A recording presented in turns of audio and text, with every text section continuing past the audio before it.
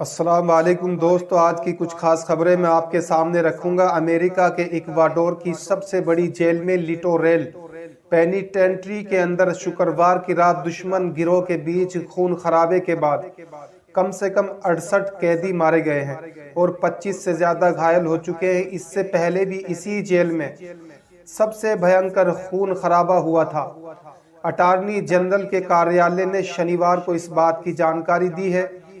दरअसल ये घटना इक्वाडोर के गवायाकिल शहर की लिटोरेल पेनिटेंट्री जेल की है। ये वही जेल है जहां देश के अब तक के सबसे घातक जेल दंगे हुए हैं। करीब एक महीने पहले भी इसी जेल में हुई हिंसा में कम से कम 119 कैदियों ने अपनी जान गंवाई थी। इस साल इक्वाडोर जेल हिंसा में अब तक 280 से अधिक कैदियों की मौत हो गई है। दोस्तों, अब चलते हैं दूसरी खबर की तरफ। दूसरी खबर दिल्ली से है। दिल्ली में इस वक्त लॉकडाउन जैसे हालात बन चुके हैं, यानी प्रदूषण इतना है कि आप देखकर हैरान रह जाएंगे।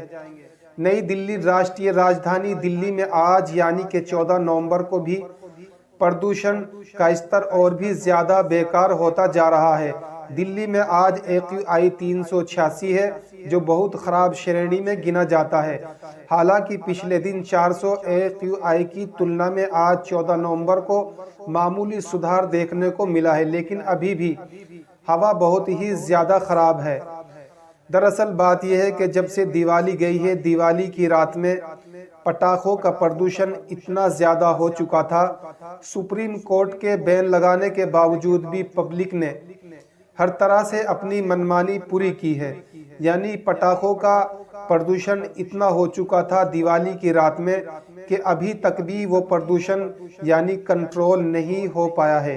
यानी दिल्ली में इस कदर हालात बेकार बन चुके हैं प्रदूषण की वजह से, यानी लोगों के बीमारियां और परेशानियां बढ़ चुकी हैं। कारोबार में भी बहुत ज़्यादा दिक्कतें आ रही हैं, यानी कि लॉकडाउन जैसे हालात बन चुके हैं।